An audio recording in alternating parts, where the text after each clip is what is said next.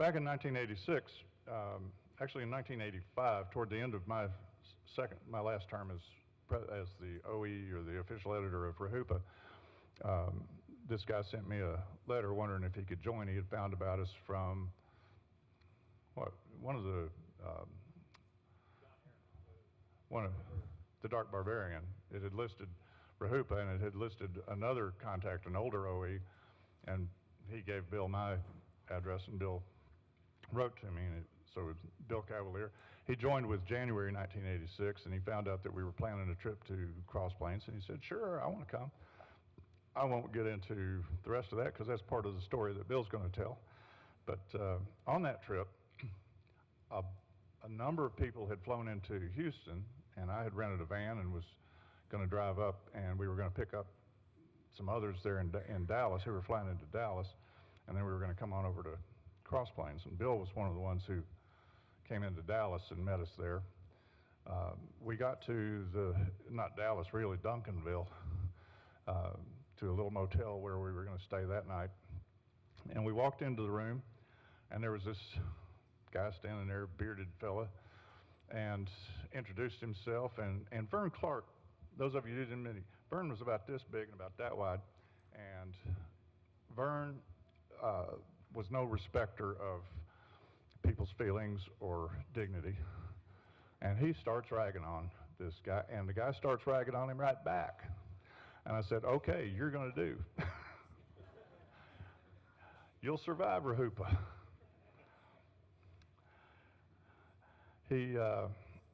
So he joined REHUPA in '86, and then in 1988 we went through a little rocky period, and Vern and Bill both took over, kind of put out a few of our mailings. Bill put out 3 of them, and Vern 1 of them. And then in March of '89, with the 96th mailing, we elected Bill to be the official editor, and he's remained the official editor until February of 1995. Then again in '99 he ran, and he's still the editor. A total of 153 bi-monthly mailings, 25 plus years out of the 32 years of the APA's existence. Bill has been the guy who puts it out, and when I was the OE, mailings might get to you a month after the deadline. Bill's pretty good about making those deadlines. He's also the membership director of the Robert E. Howard Foundation. He is one of the most tireless promoters of Robert E. Howard in fandom and social media. And he is by testimony of no less than L. Sprague de Camp, let me introduce you to the friendly REHUPan, Bill Cavalier.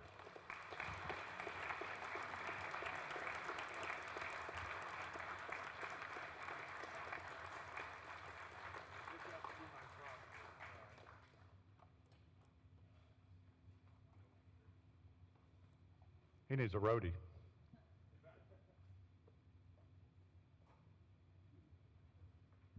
First thing my wife said was, "Be careful when you're stepping up on the stage." I was careful, dear.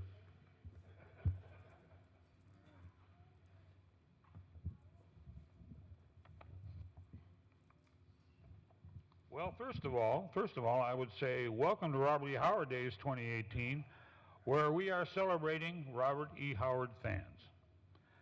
I am so happy to be the guest of honor because I am a really big Robert E. Howard fan. And I blame Mighty Mouse. It was Mighty Mouse who started it all for me. I was first captivated by the 1950s cartoon show, 9:30 every Saturday morning. Here I come to save the day. This marvelous mouse, I found this marvelous mouse in comic books that my mom bought for me, and that's where it all really started. There were words that went along with the wonderful cartoons drawn in this book. I wanted to draw cartoons, and now I wanted to know what the words said. So along with Dick and Jane and Sally and Spot, I let comic books help me to learn how to read. Well, maybe that's where it really started. And I guess there was something about the lone hero aspect of Mighty Mouse that appealed to me. After all, he lived on the moon. How much more alone could you get? And that lone hero attitude prevailed when I graduated a few years later to Tarzan comic books. Drawn by the great Jesse Marsh, Tarzan comics portrayed the ape man as an entertaining hero with mighty muscles and high moral standards, while still having a no-nonsense in my jungle attitude. Tarzan of the comics found lost valleys and cities and races and helped stranded safaris and crashed pilots and befriended all the animals. He rode dinosaurs and flew on giant eagles. And he taught lessons not only by being good and smart and just, but also by punishing the bad guys. There was an appeal for me. And then I discovered Tarzan books. The Tales of Tarzan were a lot better than the Taylor comic book version. Tarzan could be heroic and just, but he could also be a bad guy. I mean, you don't mess around in Tarzan's jungle. The appeal was even greater. The 1950s gave way to the 1960s, and suddenly paperback books with Edgar Rice Burroughs' name on them began flooding the beloved grocery store paperback shelves in my town. They were decked out with incredibly cool covers by guys named Frazetta and Krenkel, and all of a sudden I was bombarded with more Tarzan books than I could afford. 40 cents was a huge amount to a 12-year-old. Well, I enjoyed the heck out of Tarzan, and I still do. He was my first literary hero, and he was a role model too. But the stories started to get the same, and my literary senses, they evolved. And I finally recognized that after the first 10 Tarzan books, you know, how many dead ringers of Tarzan could there be? How many injury-induced bouts of amnesia could Tarzan have? And so I also noticed that Edgar Rice Burroughs made the big mistake of marrying Tarzan off in the second book. So in 1966, I was living in the town I was born in, Gary, Indiana, and I was in the process of turning from 16 to 17. And I only begun to think about what I wanted to do with my life. College was out. My parents had 6 kids and no money. But I knew I wanted to be some kind of artist. Maybe I would go to art school.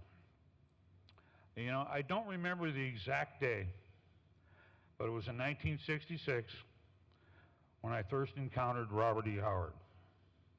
I was doing my usual perusal of the paperback shelves at the Wilco Food Store in Gary, Indiana. And I was looking for another Burroughs volume, and suddenly I spied a Tarzan-like figure on the cover of a new paperback.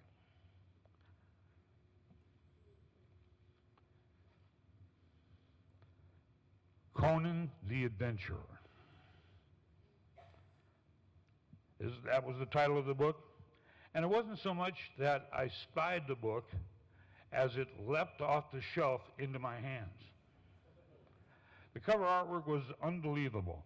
It showed an incredibly muscular, tough-looking Tarzan wannabe. He was wearing a loincloth and he had a knife, and he was holding the pommel of a sword. It was stuck in a pile of dead bodies. What? And there were ghostly skulls floating in the background, and holy smokes, there was a naked woman on the cover. What the heck is this all about? The world's greatest fantasy hero the ultimate in swashbuckling adventure, declared the writing on the cover. But then I turned the book over and read the blurb on the back cover, a hero mightier than Tarzan. Well, there was no hero mightier than Tarzan. What's that? It's a bunch of baloney. I don't think I'm gonna. But wait, the cover is just so magnificent. You know, I was an artist. I knew that the cover was good. And then I looked inside, and inside the book, it compares this Robert E. Howard guy to Edgar Rice Burroughs. So I thought, well, maybe I'll take a chance and I'll spend 60 cents of my comic book money and buy the book. So I did. From Wilco's paperback shelf to my hands, into my brain, through my eyes, the beginning of a 52-year and counting relationship with the true master of adventure writing, Robert E. Howard. Starting a Howard relationship with people of the Black Circle, that's the first story in Conan the Adventurer. It's about as good as it gets. I was hooked on Howard from the get-go. The next few years bought even more Conan books from Lancer, and very quickly Conan became my literary hero. Maybe it was something that spoke to the prurient interests of a 16-year-old boy, but Conan liked to fight and kill monsters and chase women and drink and interpret life through his own rough moral code that was vaguely chivalrous. Again, that loner hero aspect jumped out at me. The appeal for me was now at the greatest. But little was learned of Howard himself, save for the snippets of biography in the Lancer editions. And I do remember being very saddened by the fact that Howard had already been dead 30 years, and there would be no more Conan from him. Howard was such a vibrant writing force, and all the other Conan writers were not. All I wanted to do was read original Conan by Conan's creator. The 60s gave way to the 70s, and I spent a year in art school in Chicago, and then on a weekend at Indiana University, I got fixed up on a blind date with a woman named Joanne. She was from Rolling Prairie, Indiana, a small farm community of about 1,000 people in between Gary and South Bend, Indiana. And she was genuinely impressed when I told her that I had actually spent some time in her little town of Rolling Prairie. And everything kind of worked out from there. She was highly intelligent. She was very observant. She was a wonderful musician, and our interests and senses of humor, well, they kind of meshed. Well, they meshed well enough so that we got married in 1973, and we settled in her hometown of Rolling Prairie. I truly love the small town atmosphere in Rolling Prairie. A little grocery store, a hardware store, a barber shop, a post office, a bank, a couple of restaurants, a couple of taverns, a lumber yard, a feed and grain store, volunteer fire department, county library. Rolling Prairie was a lot like Cross Plains, except for the taverns. I was working in middle management at Sears, and Joanne and I had 2 daughters, and life was good. It was good. But along with the small town atmosphere, there was the small town attitude. I was the outsider who had moved in and married the hometown girl. Outside of her family, I was never truly accepted. And in a small town atmosphere like that, gossip and closed-mindedness sometimes go hand in hand. Seems I had a little in common with Robert E. Howard and didn't even know it. Joanne and I were married for almost 11 years before the problems began. She desired to move away from the town that she'd lived in all of her life and move away from the provincial attitudes and narrow-mindedness. And I had the opposite attitude. I enjoyed the small town and our nice house and the American dream lifestyle. I enjoyed being the husband and provider and dad and lawnmower, and I indulged in my creative side by painting Andrew Wyeth-like watercolors. We never discussed our problems, and I never really figured out that Joanne was unhappy until it was too late. And all through the years of being married, though, I remained a fan of Robert E. Howard. I collected as much mainstream Howard as I could find, and I enjoyed the Marvel Conans, and I bought as many fanzines and other small Howard publications that I could find. The 70s were a particularly good time to be a Howard fan, but I wasn't active in fandom, particularly Howard fandom, which I didn't really know existed. I was disconnected from that world. But then in 1978, I started playing Dungeons and Dragons, and that was enough to awaken the repressed fantasy aspects of my personality. And playing D&D also reconnected me with Robert E. Howard. Here was a game that I could play and pretend that I was Conan.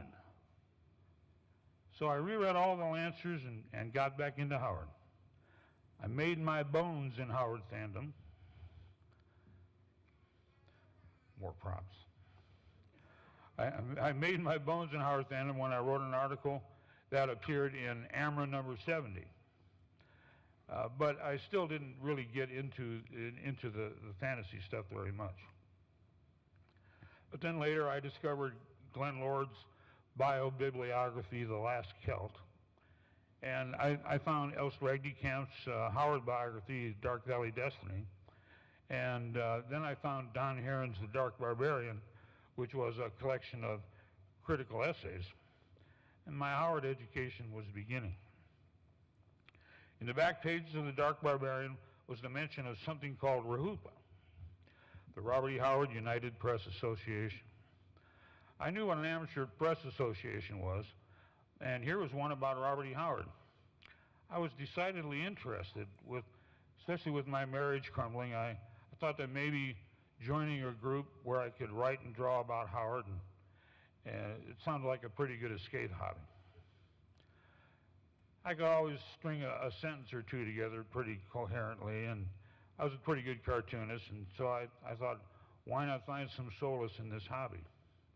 So I got in touch with Mr. Rusty Burke, who was then the official editor, and I joined REHUPA in December of 1985, or January of 1986. You know, let's not quibble. The first mailing of REHUPA I received had a zine in it called Gents on the Rampage, a savage journey into the heart of Texas. It was a detailed photojournalistic account by Rusty and another REHUPA named Vern Clark of the 1985 trip they made to Cross Plains. And they visited the town where Robert E. Howard lived and worked. It showed pictures of Cross Plains and the Howard House and surrounding areas and Howard's gravesite in Brownwood. And at the conclusion of the essay, Rusty suggested a Howard gathering in Cross Plains in June of 1986, so that other interested Howard fans could join in the same thrilling experience that they had. So I did up my first zine for REHUPA, and I was officially part of the club. Doing a fanzine seemed to be a natural thing for me, and when Rusty made a firm commitment to arrange the Howard gathering, I knew I wanted to go. So when I mentioned the whole deal to Joanne, her comment was, let me get this straight. You want to drive to Texas and look at a dead guy's house? Well, yeah. Go ahead. I don't care what you do. Our marriage had become a lot more problematic at that point. And a few more personal problems were surfacing in the spring of 1986. I was working at Sears, but they restructured their middle management, and I decided I didn't want to work there anymore. So I decided I wanted to be a freelance sign painter, and so that's what I tried. But today, when I think of how I received absolutely no sympathy or emotional support or anything from my wife during those times of trouble, I kind of wonder how I managed not to flip out. But on June 11th, 1986, I made the choice that would change my life. I loaded up my little blue Ford Pinto and took off for Texas. I made my way to Dallas, where the group Rusty had organized was supposed to meet, and I found Nancy Collins, Tom Kovacs, and then in walks a tall, bearded redhead with a drawling southern accent. It was Rusty Burke himself. Fellow REHUPANs unite. In quick order, I was in with the in crowd. Rusty introduced me to fellow REHUPANs Bill Fulweiler and Vern Clark. Another REHUPAN, Graham Flanagan, had arrived all the way from Australia. And I also met Tom's friend Steve Gallardi. I discovered that Tom and Steve had made the trip from Switzerland to be at this event. And I thought I was dedicated to driving from Indiana. And already we were in the moment. The gift I received from these strangers was to immediately feel comfortable with all of them. We all verbally tested each other with little quips and teasing and the little needling comments that you make. And in that ensuing give and take, we all knew that we had fallen in with the right bunch of people. Folks who had one main common interest, but found out that there were more. The Friday morning arrival of REHUPAN Mark Kimes made our band of 9 fanatical cultists complete. Rusty and Vern had rented a big van, and off we went. Our first stop was to be Peaster, the birthplace of Robert E. Howard. So we drove to a wide spot in the road that was barely marked on the map, and turns out that Peaster, well, wasn't much more than a tiny convenience store and a couple of mobile homes. The exact spot that Howard was born in that'll never be known, but at least we could say we made it to the place where he first breathed. From Peaster, it was on to the Dark Valley area where Howard lived his earliest years. The discussions in the van focused on how an eccentric writer in the 1920s and 30s could overcome the isolationism of both the landscape and the townspeople to go on and create original works of lush and wondrous worlds and fascinating characters. We also stopped at Ranger Junior College and to look at the Robert E. Howard Memorial Collection, which was a pile of books and REHUPAs locked in a case. And they wouldn't open the case for us. It's probably a good idea. But the adrenaline was starting to pump, and Cross Plains, Texas was in our sights. For this Howard fan, Cross Plains was a magical realm. This is where Robert E. Howard lived, worked, and died. Rusty and Vern teased us with little bits of information gleaned from their trip here. So seeing Cross Plains for the first time was a great experience and a huge leap forward in my Robert E. Howard education. First sign of our coming was just that. Robert E. Howard Days, June 14th, proclaimed the banner across the window of the storefront Cross Plains Library. A smiling and friendly older lady walked out to meet us. This was the town librarian and former student of Novel and Price, Billy Ruth Loving. As spry and gracious a woman as I've ever met. And she ushered us inside, and we were greeted by another Sterling Cross Plains resident, Joan McCowan. Together, these ladies had planned everything with Rusty, going out of their way to encourage us Howard fans to come to Cross Plains, and they spared no expense to make us feel welcomed and at home. I'll never forget the hospitality that these ladies extended to total strangers on that long ago hot summer day, nor how they helped establish Howard Days as an institution, changing the town and Howard fandom forever for the better.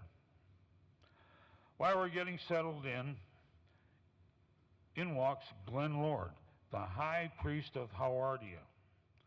Glenn's presence made us a band of 10, and so it was that the very first Robert E. Howard Days was attended by 10 fans. Conversation ensued, gifts were given, and the Howard camaraderie continued. Billy Ruth announced that our next visit was to the actual house where Robert E. Howard lived. And then we were there. We had arrived at the Mecca of the Howard Holy Land, a simple, dingy clapboard structure on Texas Highway 36. The house was occupied at the time by Mr. and Mrs. Floyd Carter. The sprightly Mr. Carter came out and graciously gave us permission to walk the grounds and the yard, and so we did. We strolled the grounds, snapping pictures, and soaked up the palpable atmosphere. And we guessed where Patch was buried.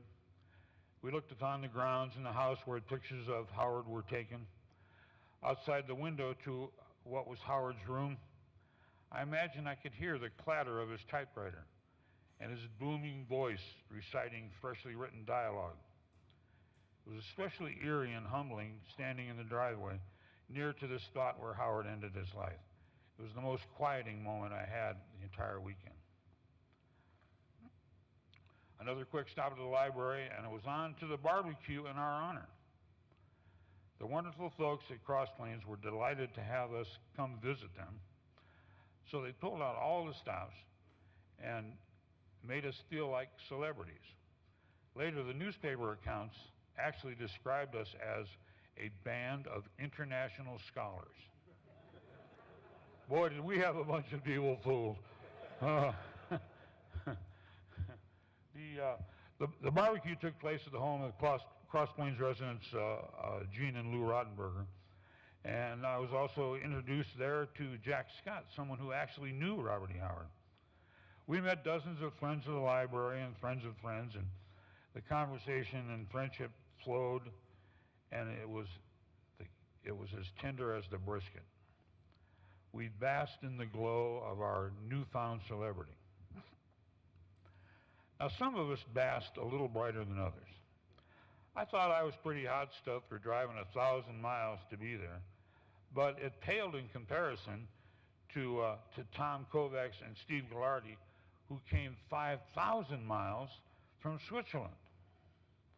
You would think that two good-looking foreigners amidst a gaggle of older ladies would be spotlight-inducing at least, but that was not the case. I'm going to let Rusty explain this story here. A couple of years ago, interesting patterns were established here and recurred throughout the weekend. As I stepped onto the porch, leading our procession, I was greeted by a very nice lady, whose name I do not remember. I introduced myself. She smiled and asked where I was from. I said Houston. She asked, well, where's the feller from Australia? Even when Tom and Steve introduced themselves as being from Switzerland, they inevitably heard, oh, that's nice. Where's the guy from Australia? Graham was, needless to say, a big hit. This little comedy routine was also repeated several times during the weekend. Where's the guy from Australia became our rallying cry. Another comedy routine represented all weekend was the variations on, hi, I'm Bill Cavalier from Rolling Prairie, Indiana. Say it without pause for breath. Early on in the barbecue, Bill stumbled over it once, and then from then on we heard, hi, I'm Bill Indiana from Rolling Prairie Cavalier. Hi, I'm Indiana Bill from Rolling Cavalier Prairie. Hi, I'm Cavalier Bill from Rolling Indiana Prairie, and on and on. Bill took it very good-naturedly, and in fact contributed some of the better variations. It was Vern Clark, though. I'm back to my normal voice. It was Vern Clark, though, who actually took one of these and canonized it, giving me the nickname that has stuck with me ever since, Indiana Bill Cavalier.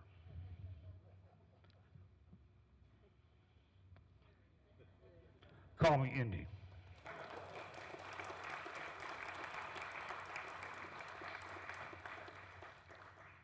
It was a great, great evening. My Howard education was increasing in leaps and bounds, and I was meeting people and making friends of whom I was sure that would have an impact on my life in the years to come. Saturday came and we went off to Howard Payne University in Brownwood, and we met up with Dr. Charlotte Laughlin, the English professor, and the rescuer of Robert E. Howard's books. After Howard died, Dr. Howard donated his books to the Howard Payne University Library, which were then placed in the stacks for general book population. Unfortunately, the Howard book plate inside showed them to be valuable souvenirs, and many had vanished until Charlotte Laughlin and a few others identified them and saved the books that Howard had owned. We rushed into the library, and Dr. Laughlin gave a great talk about the books from Howard's personal library, but there were only about 40 books left, and she let us look at them, but they were locked away. But today, thanks to the generosity of Howard Payne University, the books are now safe and secure and on permanent loan to the Robert E. Howard House. So when you go down to and you see them in the living room, those are the books that came from Howard Payne. From one reception to another, and soon it was time to head back to the Cross Plains Library to attend another reception. The Cross Plains Library was decked out and packed to the gills with townspeople. They were meeting and greeting all of us, and we had to look twice when we realized that we were the guests of honor. Billy Ruth Loving and Joan McCowan again served as our congenial hosts, and they all seemed genuinely pleased that we were in their town. And Olive Ray Morris and her mother, Olive Ray Kuykendall, at the time the heirs to the Howard Literary Estate, were there for us to meet and greet and speak with. They had brought along some presents for us. 6 original manuscripts of Robert E. Howard's stories, right from his typewriter. Wow, we intensely studied these time-worn pages, marveled at the fact that we could, and Mrs. Morris was actually apologetic that she hadn't brought more. She said, well, I have a whole safety deposit box full of them. And you could hear the crickets chirping as our hearts all stopped simultaneously. But like all good things, the reception had to end. So when we bid farewell to Cross Plains, I promised to return. And Billy Ruth uttered a line I heard her say a number of times over the years. Y'all come. Sunday finally arrived, and this was the last day of our visit, but it was the most somber time as well. We had a memorial service at the Howard gravesite in Brownwood, and we either read a poem of Howard's or we said something to Howard.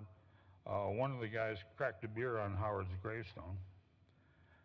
But while we were standing around, Glenn Lord produced a small photograph of this very gravesite, and it showed a small grave footstone that was marked REH. We didn't immediately see the REH stone, but with a minimal amount of investigating, we found that it had sunk into the ground in the original spot. So we pulled it up out of the ground, and 3 of us took rubbings, and we set it back up in its original spot. I'm glad I was able to do that, to take a rubbing of Howard's footstone, because when we came back 3 years later, some son of a gun had stolen it. But the end of the wonderful Howard Memorial Gathering was sadly at hand.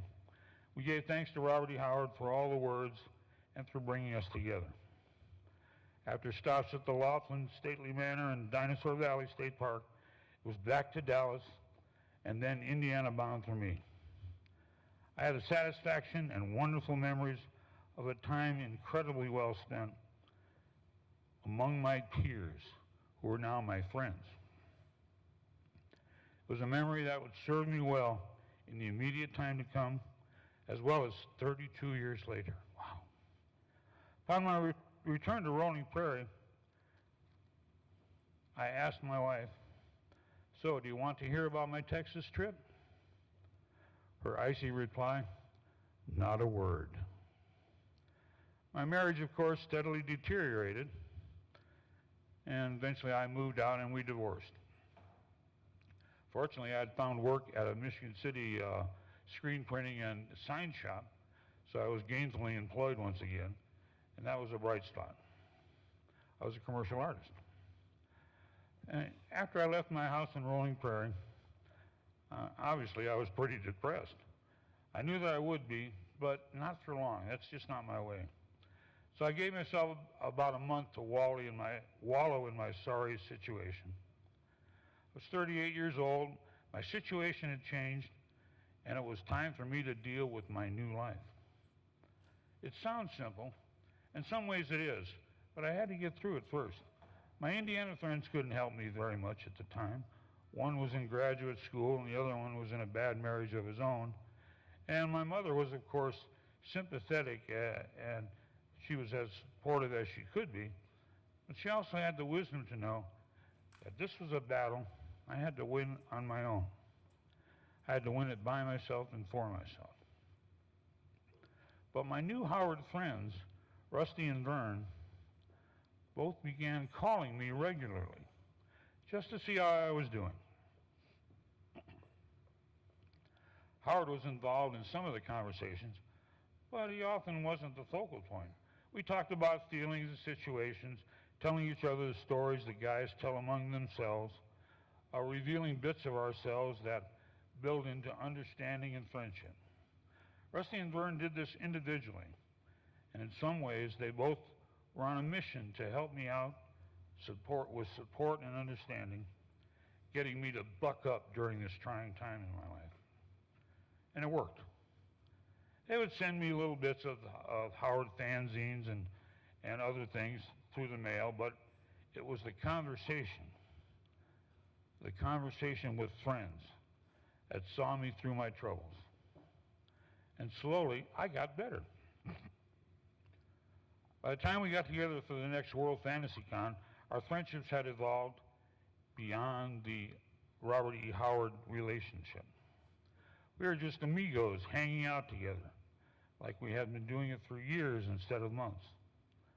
It was the comfort of simpaticos, friends able to discuss matters both intellectual and inane, and enjoy each other's company and good humor, sharing thoughts and quips and verbal sparring, and all the elements of enthusiasm that make up a friendship.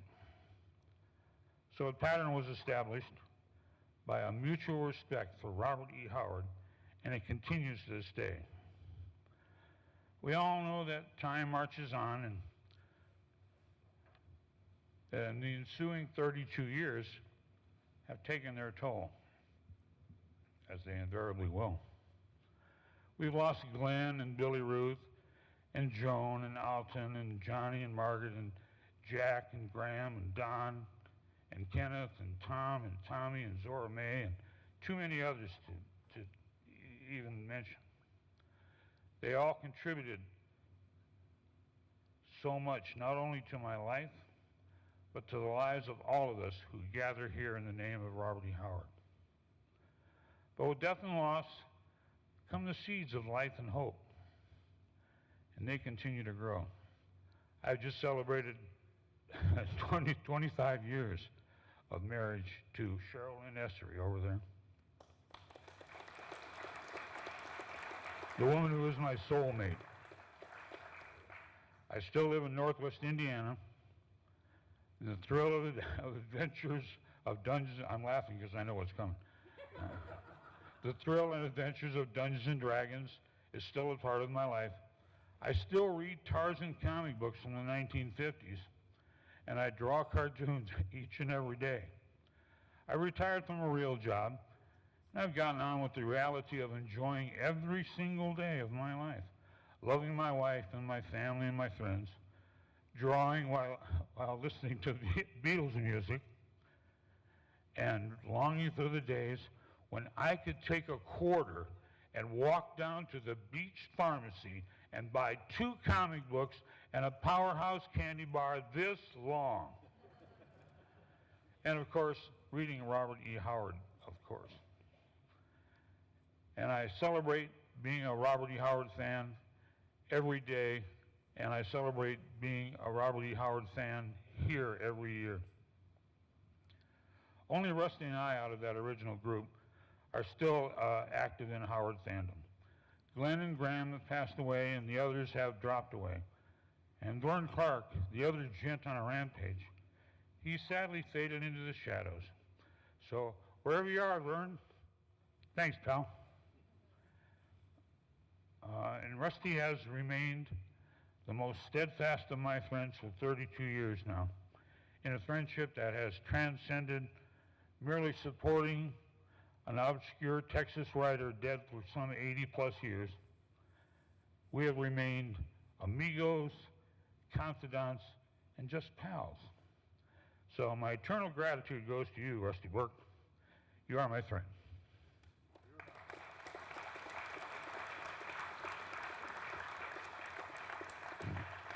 So now it's left to me and Rusty to recall the magical weekend of the very first Robert E. Howard days. I'm still as big a fan of Robert E. Howard as I ever was. And now here I am at Howard Days celebrating Howard fans, celebrating all of you. I surprisingly won the Sumerian Hyrcanian Award in 2007 for an essay I wrote on what I've just spoken about. Another surprise was winning the Foundation's Hyrcanian Award just a few hours ago for another article that I wrote for a guy that's more known as an artist. It's quite a treat. I'm very grateful that I was named to the Robert E. Howard Foundation's Board of Directors in 2007, and I was named to the Foundation's Black Circle honor in 2010 for my service to Robert E. Howard fandom. I was one of the 4 subjects of the 2011 documentary, Barbarian Days, and I continue as the official editor for REHUPA, and I have produced 193 consecutive apozines for it. It blows my mind.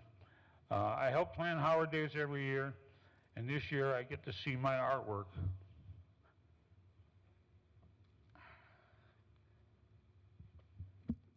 I get to see my artwork on the cover of a real Robert E. Howard book. Life has been pretty good. Because of Robert E. Howard, I got involved in activities that increased my communication skills, my writing ability, my artistic talent, and my knowledge of how and why people are the way they are. Most importantly, it helped me deal with myself, my thoughts and my abilities, how I present them to the world. I never knew Bob Howard, and he never knew me, but because I and others know of him, we come together in friendship and fellowship, and that has made me a better person. I am today a satisfied and happy man. I continue to be amazed at how much old two-gun Bob Howard had to do with it. So looking back, Mighty Mouse may have saved the day, but it's not an exaggeration to say that Robert E. Howard saved my life. Thank you.